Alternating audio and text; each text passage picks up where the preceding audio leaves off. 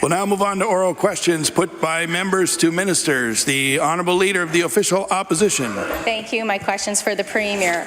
Mr. Speaker, we are all trying to absorb some really shocking news. Today we learned that the FOIPOP web portal was breached, and the personal information of thousands and thousands of Nova Scotians is now exposed. To who? We have no idea. But we do know that birth dates, social insurance numbers, addresses, and government services client information are all caught in this breach, and possibly more information.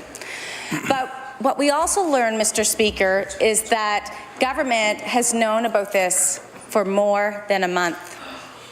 Transparent.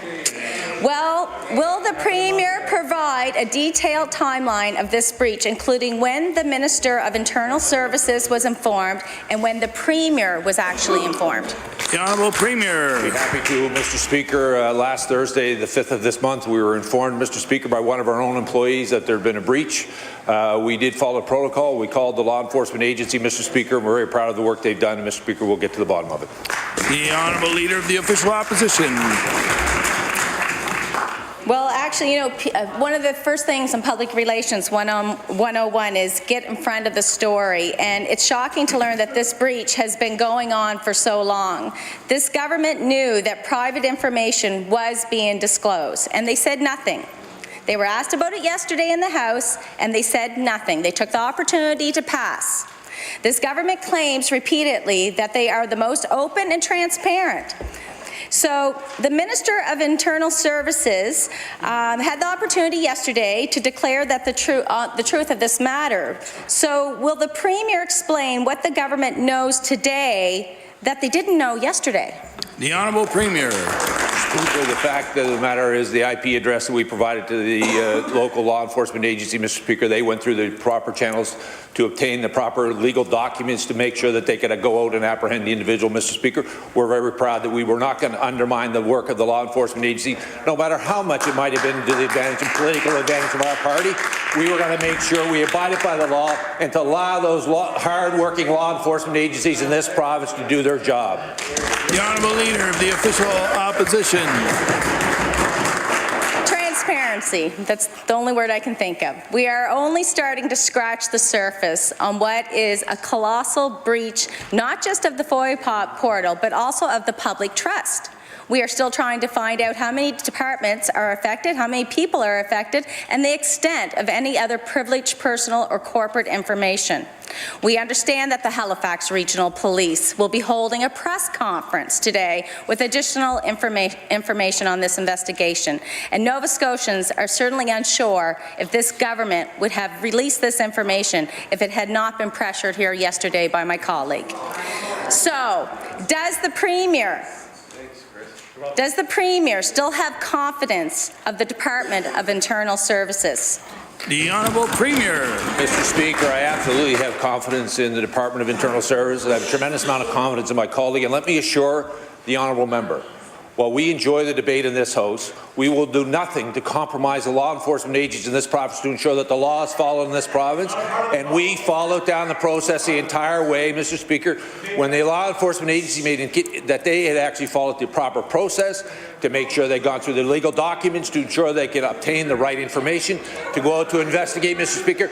We were going to allow that to happen, Mr. Speaker, and we're going to continue to work with hard-working Nova Scotians and the law enforcement agencies in this province to ensure that the laws are followed. The Honourable Leader of the New Democratic Party. Thank you, Mr. Speaker.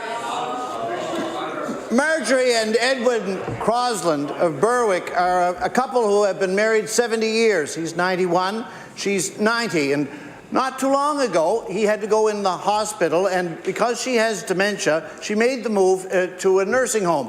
And when he came out from the hospital, he expected to be reunited with her there in the nursing home, but found he was unable to be admitted there because he was deemed to be in too good health. Mr. Speaker, every time I've asked the Premier about the crisis in long-term care. He boasts about how the nursing home wait lists have been shortened. Wait lists have been shortened, all right, by making the criteria for nursing home admission so restrictive that people like Mr. Crosland can't get in. I want to ask the Premier, what does that actually accomplish? The Honourable Premier. Mr. Speaker, as the Honourable Member would know, long-term care, people would go through the assessment of being admitted into long-term care. He raises a very important point, though, Mr. Speaker. A couple who's been married for 70 years, one of them requiring that service. We didn't need to do everything we can to ensure that that couple remains united, Mr. Speaker. This was too long, and the delay for that couple to being reunited. We are very happy today that they are reunited, and will continue to work with couples and families across the province to ensure that those that require the level of medical care are receiving it, but at the same time that we can keep the family unit together. The Honourable Leader of the New Democratic Party. Mr. Speaker, the shortage of nursing homes leads to separations of residents from loved ones across the province. I'm aware of one couple who were separated when she had to leave their New Waterford home for placement in a home in Tatamagouche, 400 kilometres away, because there were no suitable beds closer to her home. Now, the Premier often responds when we bring forward questions about long-term care by talking about the expansion of home care. But there is no amount of home care in God's green earth that could have solved the problem of the woman who was moved to Tatamagouche from industrial Cape Breton. The only solution for her is more nursing home beds close to home. Mr. Speaker, will the Premier admit that couples are being separated today who would not have to be separated if we had an adequate supply of nursing home beds in our province? The Honourable Premier. Mr. Speaker, I want to thank the Honourable Member for the question. The reality of it is, Mr. Speaker, as I said, it would go through the process as people apply to go into long-term care. They're assessed, and the medical needs determine their access into the long-term care facility. He rightfully, though, is bringing a very important issue to the floor of this House. As couples age, Mr. Speaker, one's health may be different than the other. We need to do everything we can to have a compassionate system that we make sure, regardless of the health conditions, that when people are together for that length of time, that we do everything we can to ensure that they remain united, whether it is in the actual same facility or adjoining facilities that provide different levels of care services. But we need to do everything we can to ensure that couples remain together. The Honourable Leader of the New Democratic Party. Mr. Speaker, the Premier is right that Mr. and Mrs. Crosland have now been reunited near Berwick, but it is worth pointing out that this did not happen because of the activation of a policy change. It happened because their granddaughter, Tammy Crosland, launched a formal appeal against her grandfather's not being admitted to be with her grandmother. In an interview, she said that she hopes the health authority will take a real close look at broadening the criteria for people to be admitted into nursing home care. If there were more nursing home beds, this would be something that wouldn't be hard to do. Mr. Speaker, why can't the Premier see that failing to open new nursing home beds is causing suffering that could be entirely avoided? The Honourable Premier. Mr. Speaker, I want to thank the Honourable Member for the question. Again, repeat the answer I provided to him earlier in the first two questions. Mr. Speaker, he's bringing a very important issue to the floor.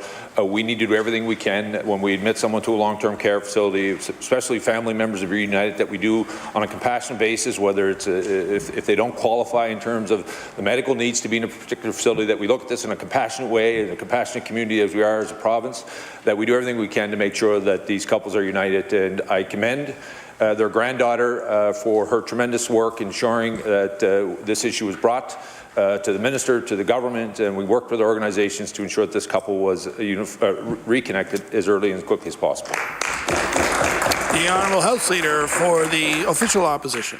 Thank you very much. Yesterday, Mr. Speaker, I asked the Minister of Internal Services to provide some information on the recent and continuing outage with the FOIPOP portal.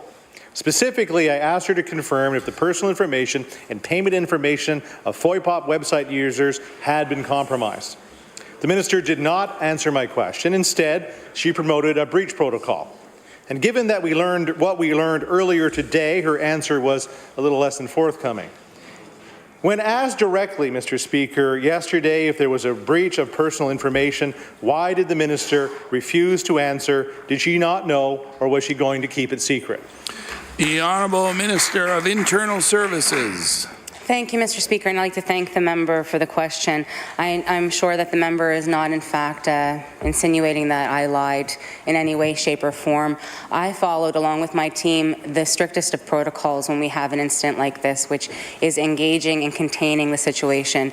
We were working with our partners within the Halifax Regional Police Department, as well as with the privacy officer.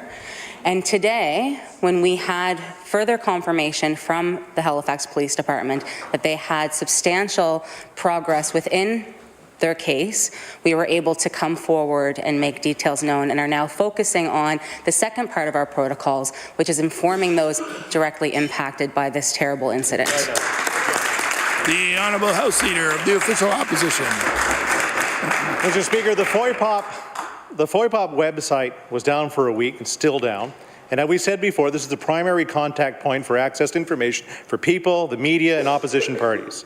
The Minister is walking into the People's House where there is media in the lobby, opposition party members in the chamber. The Minister ought have known that these questions would be asked and what the answers like, we're working on it, and send us an email would not suffice. The Minister had the opportunity yesterday to show leadership and try to restore some confidence in the FOIPOP system on being accountable. Instead, she deflected a direct question that could have a huge negative effect on thousands of people who trusted the government to keep their private information private. My question to the Minister, will the Minister apologize today for not being forthcoming yesterday about an issue that may hurt so many Nova Scotians? The Honourable Minister of Internal Services. Thank you, Mr. Speaker. I'd like to point out that I showed leadership in working with our partners at the Halifax Regional Police Department and not impeding a criminal case, a criminal investigation, which actually led today with someone being brought into custody, which I can table. The Honourable House Leader for the New Democratic Party. Thank you, Mr. Speaker. We learned today that the government became aware of this breach due to a government employee doing research on the page, Mr. Speaker. That individual received information that they didn't request. So I'd like to ask the Minister of Internal Services, why weren't the security checks done to ensure a breach didn't happen in the first place? I know what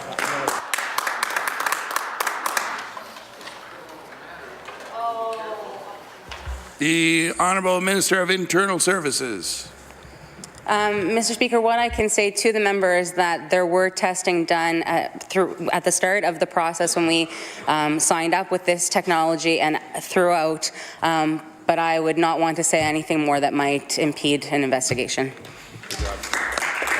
The Honourable House Leader for the New Democratic Party. Thank you, Mr. Speaker. We're not asking for any information that would hurt that case. It's just obvious that those checks and balances were not in place if a public employee found out by mistake, Mr. Speaker. That should be concerning to the government. We also know that it's a third-party company, Unisys, that holds that data and provides for the information and the exchange of information, Mr. Speaker. But what else is concerning, I think, to all Nova Scotians is that those individuals, it could be hundreds, it could be thousands, who have had their personal information seen, Mr. Speaker, birth dates, social insurance numbers, Mr. Speaker, haven't been contacted by the government yet. I don't think that would impinge on an investigation. Why weren't Nova Scotians who are affected by this breach, why weren't they not contacted so far, Mr. Speaker? The Honourable Minister of Internal Services. So, Mr. Speaker, those individuals have those contacts have been started, and we're working with other departments to see the best and appropriate ways to contact each one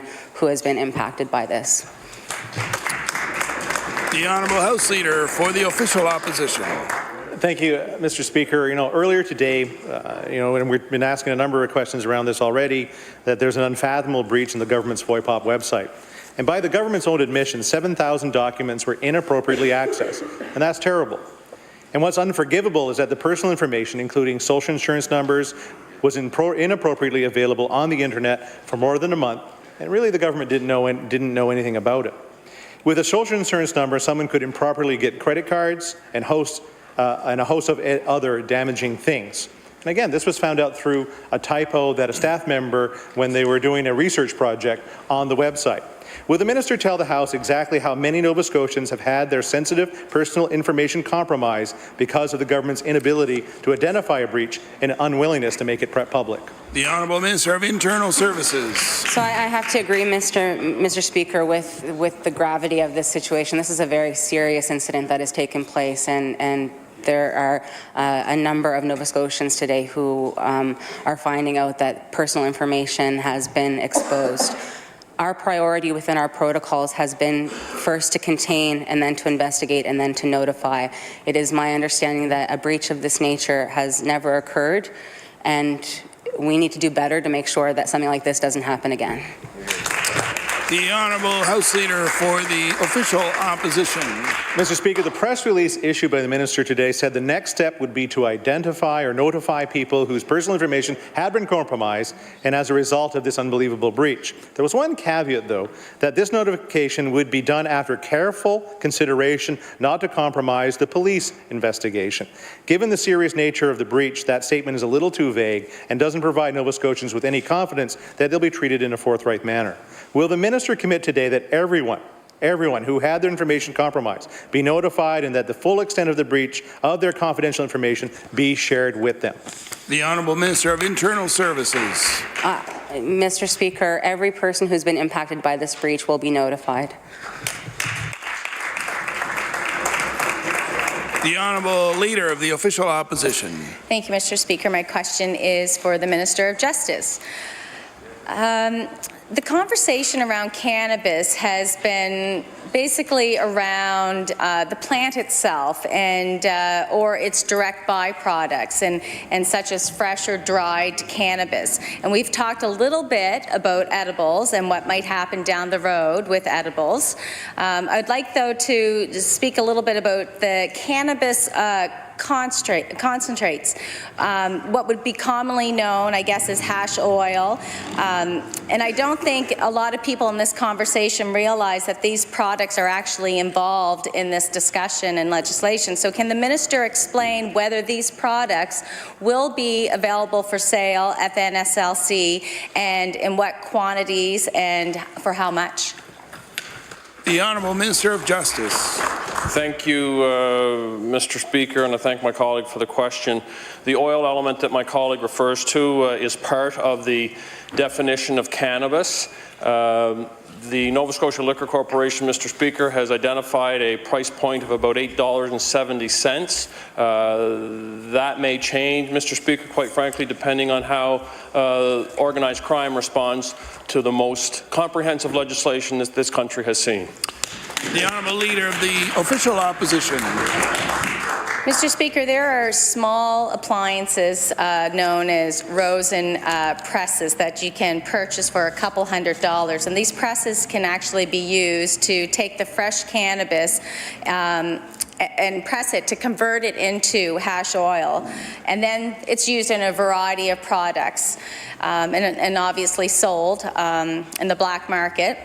These presses, when combined with homegrown cannabis, though, could allow for hash production to begin in a homegrown business. So it worries me, especially for the rural areas that don't have access to the NSLCs that's selling the product. So is the minister's intent to allow freer creation and consumption of hash, or are there steps in place in this legislation that will limit this activity? The Honourable Minister of Justice. Thank you, Mr. Speaker. The retail model that the Nova Scotia Liquor Corporation has established, Mr. Speaker, includes online home delivery through Canada Post. The products that are available, Mr. Speaker, are clearly laid out in the definition within the Act, as are the retail mediums that the legislation includes.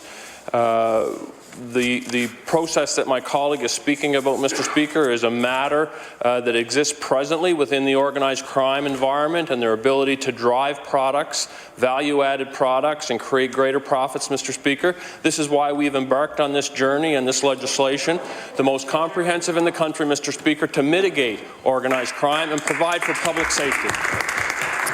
The Honourable Member for Cole Harbour Eastern Passage. Thank you, Mr. Speaker. My question is for the Minister of Health. As the Minister knows that I represent the only constituency in the province that doesn't have a single family doctor. The Minister approved funding for a clinical nurse practitioner for my constituency back in October 2017. I have already outlined the months-long inaction that the Nova Scotia Health Authority has demonstrated in bringing this to fruition. Weeks go by without a response to a single question. Meanwhile, the people in my constituency, including those who are here in the gallery today, are desperate. Will the Minister tell the House today what his government can do to increase the efficiencies of the Nova Scotia recruitment processes to make sure that it is a priority for this province? Thank you very much. Minister of Health. Thank you, Mr. Speaker. I do thank the member for the question. As the member would know, we do engage in conversations particularly about her community and the efforts ongoing to recruit. Part of the situation I think the member is referring to relates not specifically to the recruitment practices and processes within the Nova Scotia Health Authority, but indeed, Mr. Speaker, my understanding in that particular region is it's identifying a location and establishing a practice in that regard. So it's more about infrastructure, Mr. Speaker, than actually the recruitment in this case. But as far as recruiting broadly for primary care services, Mr. Speaker, of course that's a priority for the government and our partners at the Nova Scotia Health Authority. The Honourable Member for Cole Harbour Eastern Passage. I thank you for the answer, but as the Minister knows, I'd already had a location back in October and I gave the Nova Scotia Health Authority an additional 3 more and I couldn't get them to come out.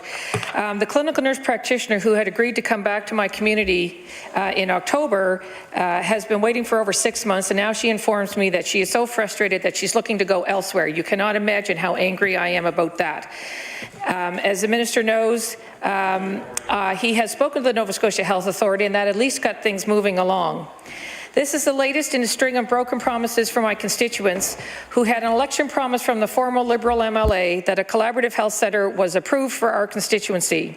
Will the Minister agree to meet with me and the Central Zone recruiters and come out to our constituency after the legislature is done to lay out his plans for the health care of my constituents? Thank you. The Honourable Minister of Health.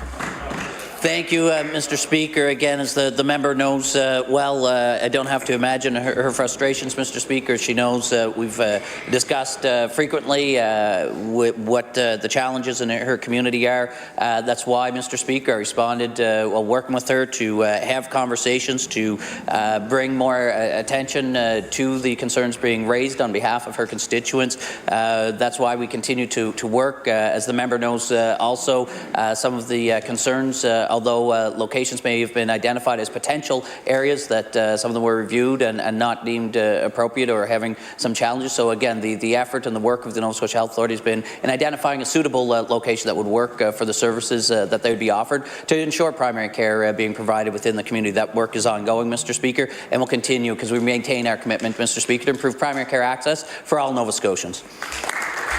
The Honourable Member for Cape Breton Centre. Thank you, Mr. Speaker. Mr. Speaker, my question is for the Minister of Health and Wellness. Yesterday, when the Minister was asked about his views on pay for plasma, he said he wasn't concerned about private collection sites opening in Nova Scotia and didn't see the need for legislation banning the practice right now. However, we know that Canadian Plasma Resources has been targeting Nova Scotia and that they've already received the regulatory approval they need from Health Canada to open here. Mr. Speaker, I'd like to ask the Minister, why does the Minister refuse to protect our crucial blood supply from for-profit interference? The Honourable Minister of Health.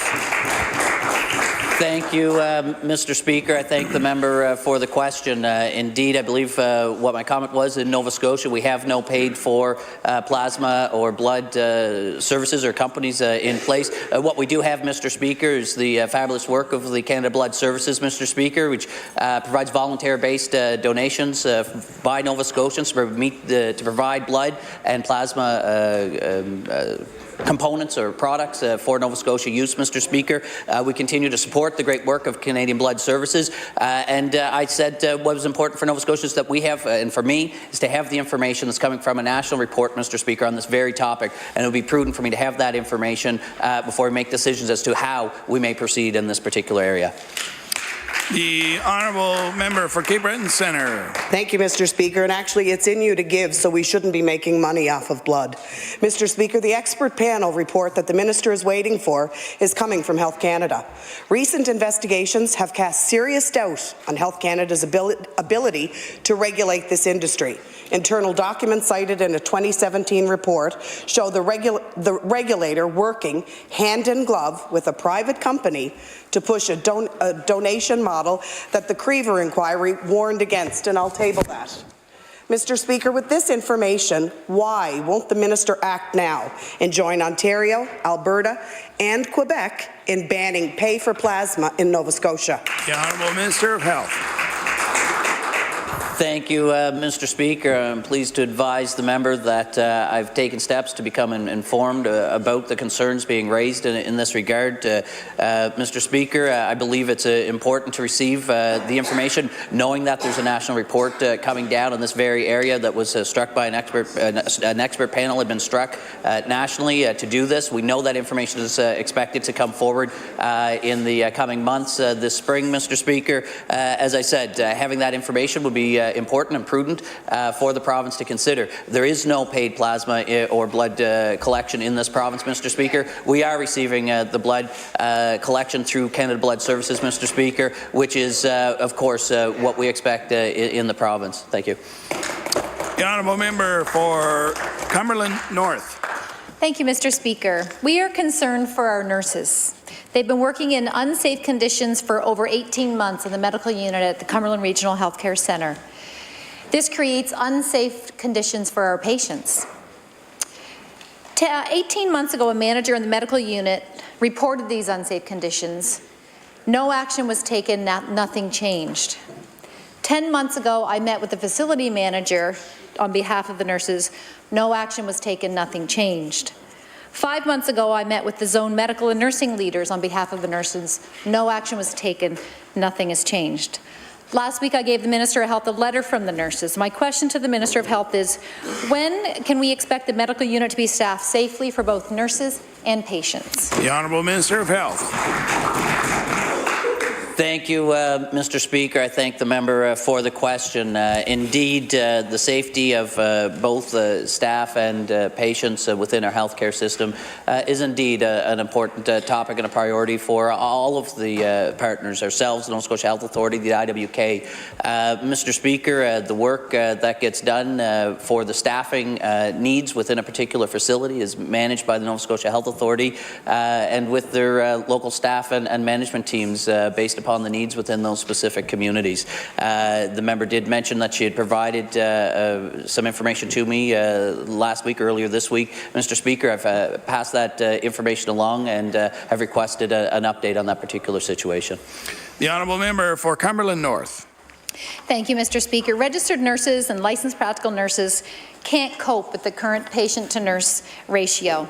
I continue to hear from them, many of them who have had to go off work on sick leave from the overwhelming stress. I continue to hear from their spouses when I'm out at social events, how upset they are seeing their loved ones under the stress.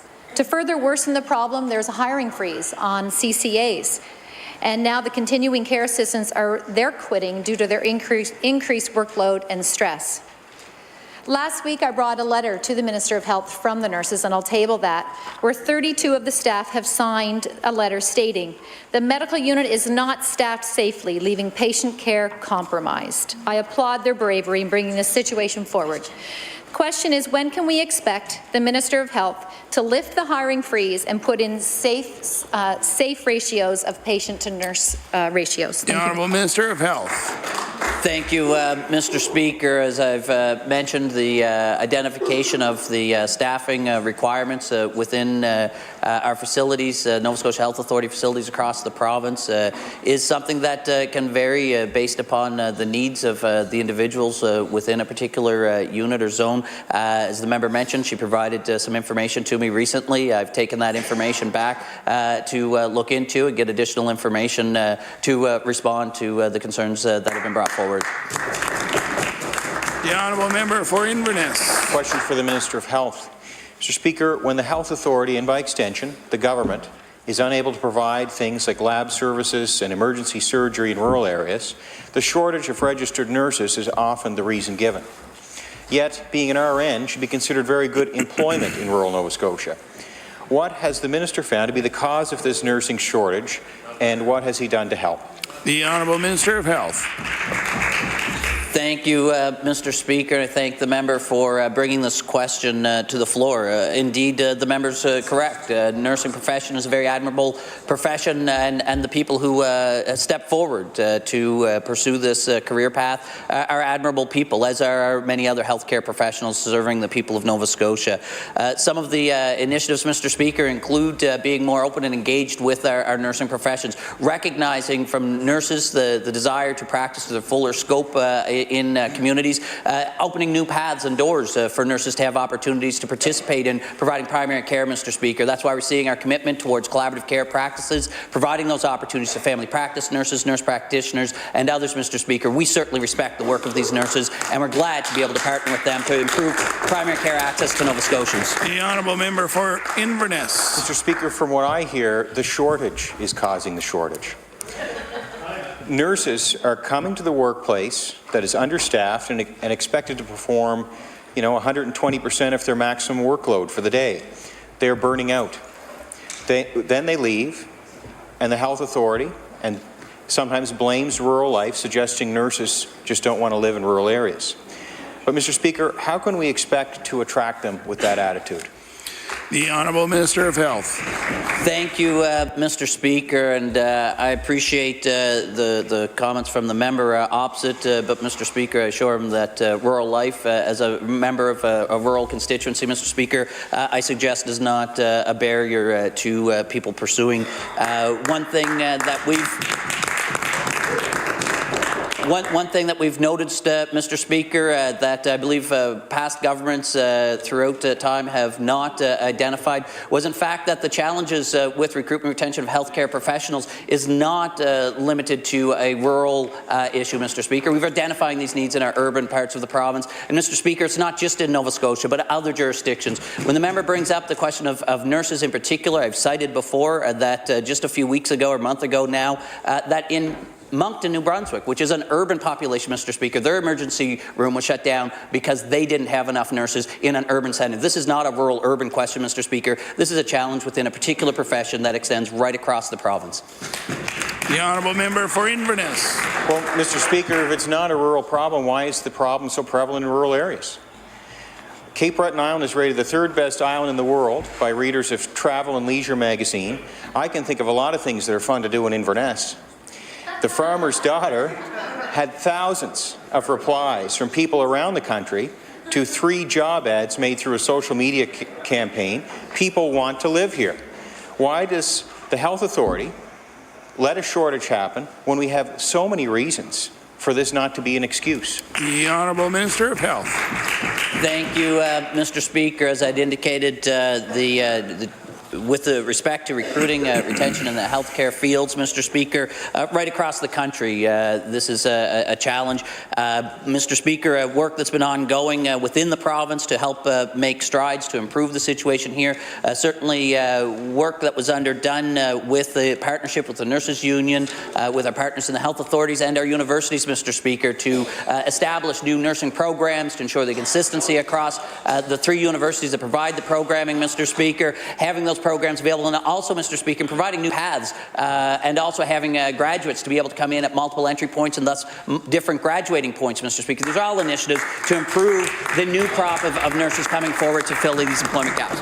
The Honourable Member for Inverness. Mr. Speaker, how about improving working conditions? I think that's what's at the heart of this matter.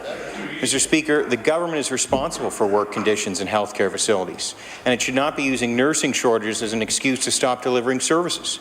With the elimination of health authorities, has this government become too Halifax-centric in its thinking, developing an attitude that the people in the rest of the province can come to the city if they need these services?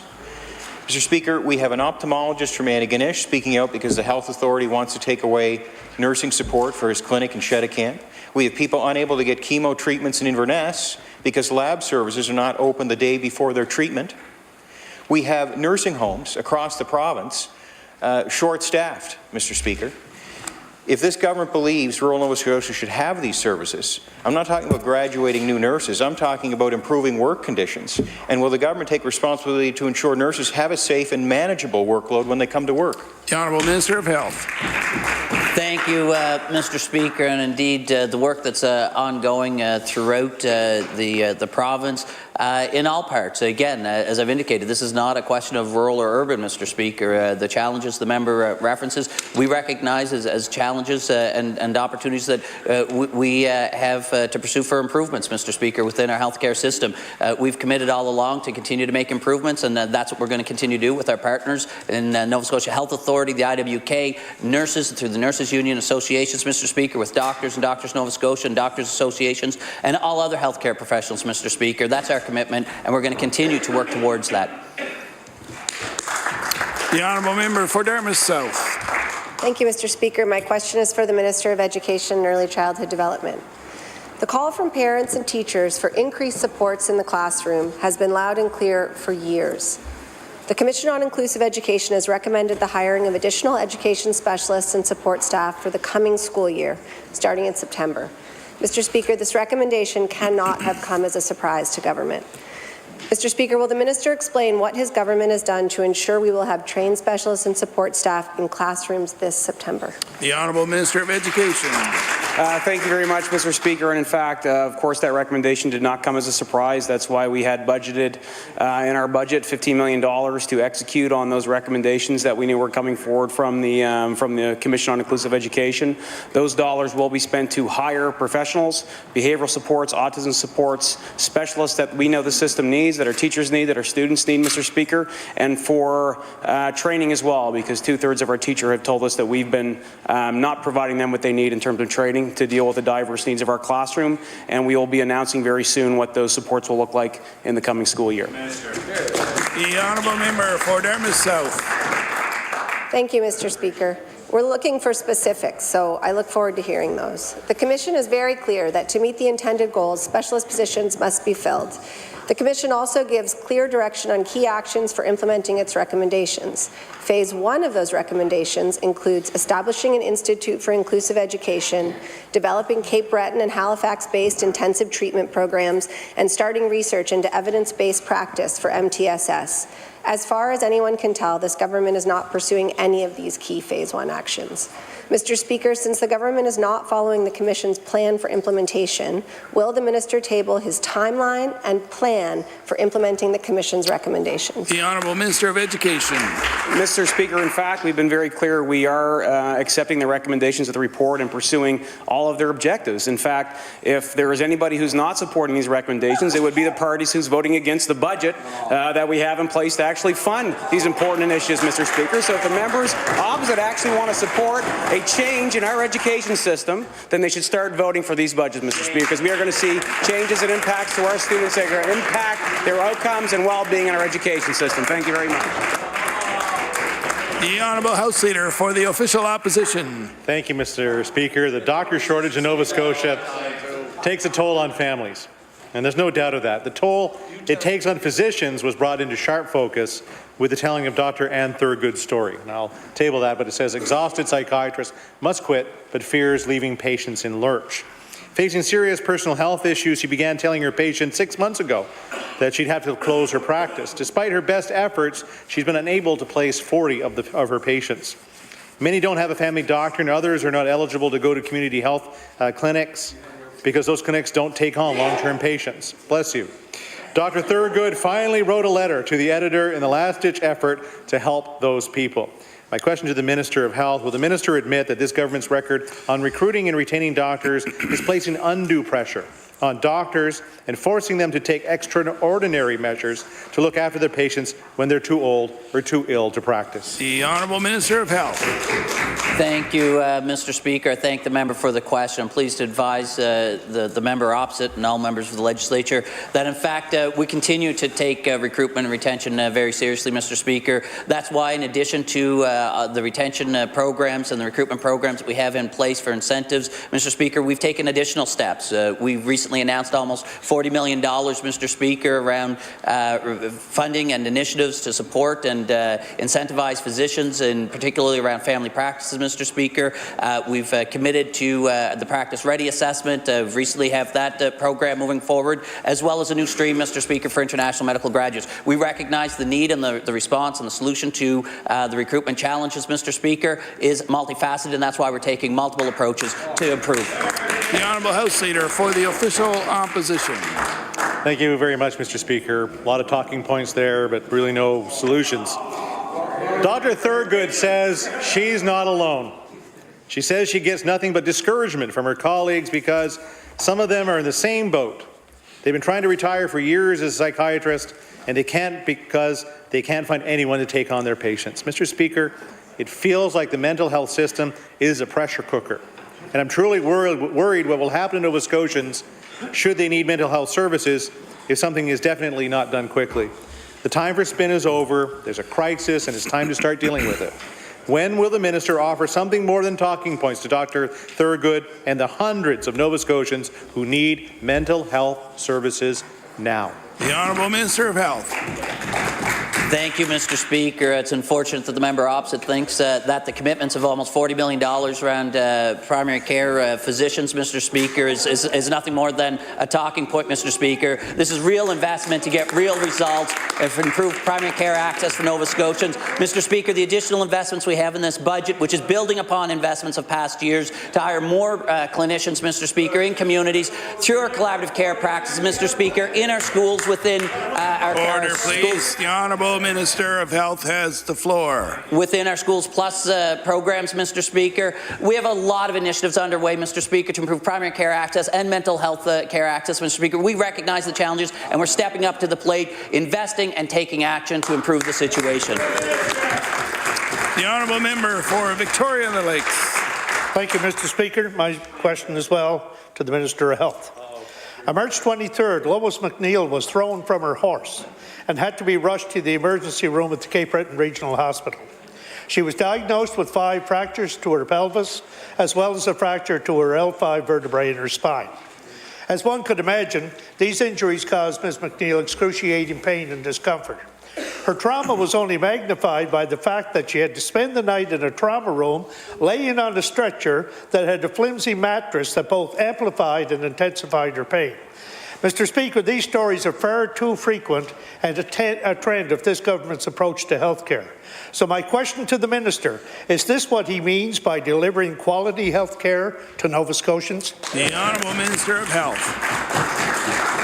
Thank you, Mr. Speaker. Indeed, the work that we continue to do with our partners to improve health care services for all Nova Scotians is continuing. Mr. Speaker, of course, that's not a situation we want to see any Nova Scotians faced with, and that's why we continue to work with our partners to identify where challenges exist and to take steps to make improvements, Mr. Speaker. We continue that commitment. The Honourable Member for Victoria the Lakes. Mr. Speaker, if the story only ended here, it would be bad enough. But her trials and tribulations with the healthcare system only grew worse. The following day, Ms. McNeil was transferred to the Northside General Hospital, where she thought she'd finally get the opportunity to have her own bed and some relief. However, she was placed on an even smaller stretcher in the emergency room holding area, this time with a paper-thin mattress for support. Having lost her ability to move as she lay a total of 5 days, Mr. Speaker, on a stretcher in unbearable pain. Instead of providing Ms. McNeil a proper bed, medical professionals could only treat her pain by increasing her pain medications. So my question to the minister, is this the kind of indignity that people should become accustomed to when being admitted to hospitals in Nova Scotia? The Honourable Minister of Health. Thank you, Mr. Speaker. As the member would know, the delivery of care and services by the many healthcare professionals throughout Nova Scotia as part of the NSHA and in family practices throughout the province, Mr. Speaker, are top-notch. We rely on these healthcare professionals, Mr. Speaker, to assess and respond to the patients that come before them, Mr. Speaker, and we respect the work and their clinical decisions to ensure that they provide the care that patients need. Thank you. The Honourable Member for Northside Westmount. Thank you, Mr. Speaker. Mr. Speaker, I've been sitting here listening to my colleagues, and I hope the Minister of Health is actually listening too. We hear about a wage gap among psychiatrists, and it reminded me of a question I asked about a week ago among the hospital disparity wages in Cape Breton. Our House Leader asked about a retiring psychiatrist, echoing earlier comments that draw attention to a year-long wait for mental health in the CBRM. Mr. Speaker, on April 28 at noon, there'll be a march at Commercial Street in North Sydney to demonstrate the concern the community has about the future of healthcare services in our area, as well as the emergency room. So my question to the Minister of Health, will the Minister agree to come to North Sydney on the 28th, meet with the community, face-to-face, hear the concerns about the state of healthcare in Cape Breton, and listen to what they have to say, and let us know the update on what's going to happen to our services? The Honourable Minister of Health.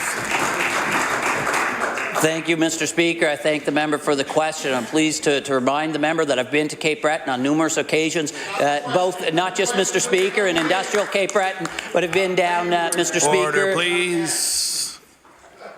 The Honourable Minister of Health. I've been in the straight area as well, Mr. Speaker, visiting healthcare professionals and healthcare facilities to hear firsthand, Mr. Speaker, of the challenges and the opportunities, Mr. Speaker, for improvement. Mr. Speaker, the member would know full well as well that I've been in Cape Breton to hear directly from the general public as well. There's a forum held there, Mr. Speaker. Order, please. The Honourable Minister of Health. That I was in the area, Mr. Speaker, to hear directly from the members of the public as well as, again, healthcare professionals. Mr. Speaker is happy to have that information to receive and take that into consideration as we continue to plan for the improvement of healthcare services in Nova Scotia. The Honourable Member for Northside Westmount. Mr. Speaker, I've listened to my colleagues from Cumberland North and Inverness talk about the struggle that nurses have faced in trying conditions. I've listened to my colleagues from Victoria Lakes and Cape Breton Richmond yesterday and Queen Shelburne a few weeks ago all talk about hallway medicine. My colleague from Coal Harbour Eastern Pastures and constituents have no family doctor in their entire riding. And yesterday, the member from Dartmouth North talked about the Roseway Hospital and then the Waterford Consolidated Hospital, and it calls to mind the long stretches in May. The emergency room in the Northside General and Glace Bay will be closed. I don't know what more the minister needs to hear, Mr. Speaker, but if he's interested, the people of Cape Breton will be gathering to tell him. So my question, Mr. Speaker, is a simple question, and I only want a simple answer. Is the minister prepared to let these questions go unanswered, or will he come and attend a rally in Cape Breton on Commercial Street in North Sydney to tell the people what the future health care is in Cape Breton? The Honourable Minister of Health. Thank you, Mr. Speaker, and I thank the member for highlighting how well he listens to members of his own caucus, Mr. Speaker. I look forward to the day that the member listens to the responses that Order, please. Yes or no? Order, please. The Honourable Minister of Health. When the member listens to the responses, Mr. Speaker, if you listen to my responses, for example, to the questions around Shelburne, Mr. Speaker, that these services, in fact, hearing from people in that area, Mr. Speaker, they have more family physicians in that community than they've had in decades, Mr. Speaker. So we're seeing improvements in communities, Mr. Speaker. So I'm pleased to have the opportunity to let the member know that. The Honourable Member for Halifax Needham. Mr. Speaker, my question is for the Minister of Fisheries and Aquaculture. Fishers in Nova Scotia, and I would venture any other Nova Scotian who knows about it, find it a bit absurd that we have marine protected areas where fishing is not allowed, but oil drilling is. Yesterday, we learned that the new federal panel on marine protected areas has 3 prominent Liberals on it, but no one to represent fishers, and the panel will not even visit Nova Scotia. So my question for the minister is, does he think it is acceptable that Nova Scotian fishers have no voice when it comes to marine protected areas? The Honourable Minister of Fisheries. Thank you very much for the question. Indeed, it's an issue we've been working very closely with the fishing industry to make sure their concerns are made known to the federal government. And as far as the appointments go to that board, that's totally a federal board. The Honourable Member for Halifax Needham. Mr. Speaker, the Canada-Nova Scotia Offshore Petroleum Board is another decision-making body where fishers are not being represented. The Minister of Energy professes deep faith in the board, but representatives of the fisheries say that that faith is misplaced. John Davis is the director of the Clean Ocean Action Committee, a coalition of fish plant operators and harvesters representing over 9,000 jobs in southwestern Nova Scotia. In his opinion, the Petroleum Board is compromised by the petroleum industry and cannot function as a credible regulator.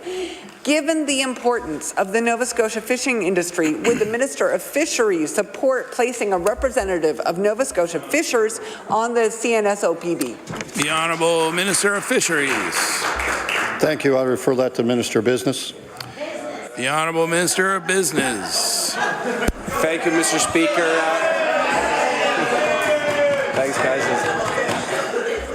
I'd like to thank the members opposite for that warm welcome to question period, Mr. Speaker. And look, again, I've said many times to the member in estimates here in question period, we have the utmost confidence in the CNSOPB. I know the member shakes her head at that, but we have to have regulatory bodies that will do that work and do the diligence. Of course, we support and understand the absolute critical nature of the fisheries, Mr. Speaker. We don't want any fishing areas at any part of this province or any jurisdiction in the country impacted by anything. Of course, they're going to have a role. They're going to have a voice at any table that we have, Mr. Speaker. The CNSOPB listens to all sides. We make sure that we make an independent, objective decision, and that's what they do. They're not representing big business, Mr. Speaker. They're representing all Nova Scotians, and we're proud of the work that they do. Thank you. Thank you very much. The time allotted for oral questions put by members to ministers has expired.